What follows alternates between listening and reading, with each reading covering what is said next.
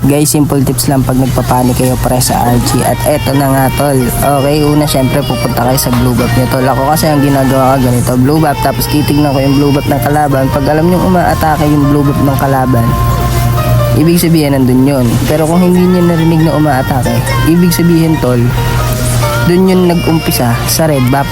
Matik yun, 'di ba? Hindi mo na kailangan ng tank para mag-vision dun pre. Matik yun tol, nandito yun sa red buff niya. Ang kaso lang tol, hindi ko dito nakuha yung red buff niya. Kung ganun hindi nyo man nakuha pre, kunin nyo na lang tong golem na to par. Kasi possible na hindi mag level 4 yan pre, 'di ba?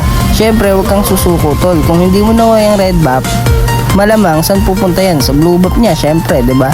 Kaya ang ginawa ko dito pre, inantay kong ma-hit niya yung blue buff niya. Nung narinig ko pre, agad ko siyang sinugod. Bonus na lang dito guys, nabigyan ko pa siya, nakuha ko pa yung blue buff. Malaki chance nyo na manalo pre.